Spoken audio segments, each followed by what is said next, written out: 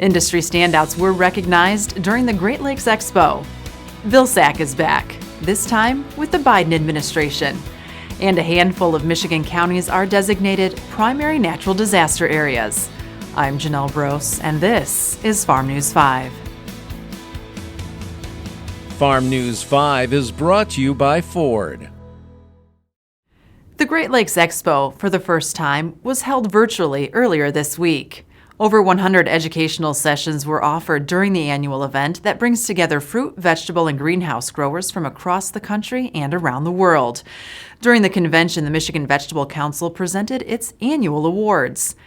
Gene Cox was presented with the 2020 Master Farmer Award. He was selected for his outstanding farming practices, as well as cooperation with Michigan State University researchers and extension educators, and for his leadership roles in the vegetable industry and local community. Hart, Michigan-based Eugene Cox Farms is a fourth-generation family vegetable operation whose major crop is asparagus. Gene has played other roles in the ag industry too that have been important. So one role is a supporter of research, and he's part of a special group of asparagus growers in West Michigan who really believe in research, both at the university and in the industry, and invest dollars in it because they believe that we can't do things today like we did yesterday if we're going to succeed. And so having people like Gene who are supportive of that research and see its value is really important. And he's been supportive of me personally and of that research program the entire time I've been around. The Master Farmer Associate Award was presented to MSU Extension educator Ron Goldie. This award recognizes an individual who, while not directly involved in farming, has had a significant impact on the well-being of the vegetable industry in Michigan. Some of the things that Ron has done that's impacted our farm is he's allowed us to be better managers of our environment, mainly when it comes to water. With the irrigation program that Ron monitors here along with some other growers in Southwest Michigan, we have been able to reduce the amount of water that we use, whether it's overhead or trickle on some of our fields, which has allowed us to save money and also save water, but it's also made sure that we don't push nutrients that's in the soil too deep so the roots can't get them. So Ron's done a lot of work and a lot of help with us to try to keep the water and the nutrients in the root zone, and that has been a good thing for us. Coming up, we'll introduce you to the Hort Society's Distinguished Service Award recipients.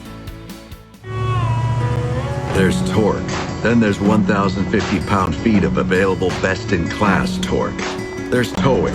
Then there's up to 37,000 pounds of available best-in-class towing. There's backing up a trailer. Then there's backing up with available class-exclusive Pro Trailer Backup Assist.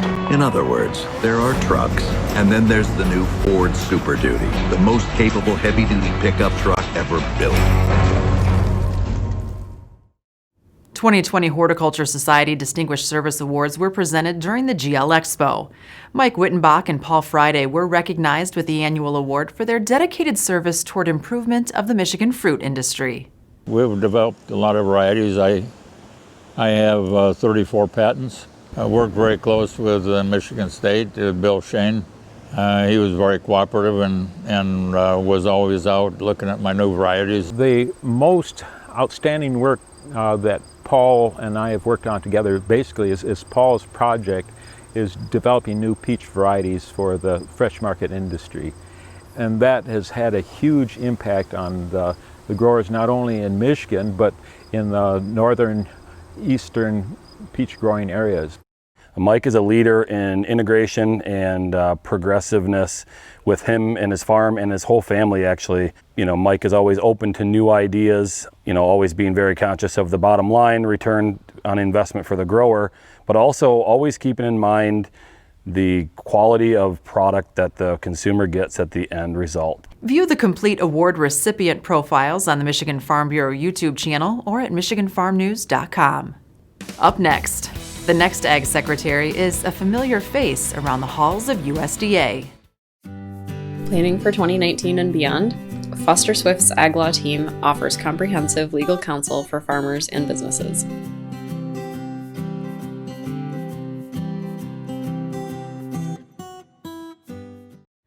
President-elect Joe Biden announced Tom Vilsack, former Iowa governor, as his Ag Secretary.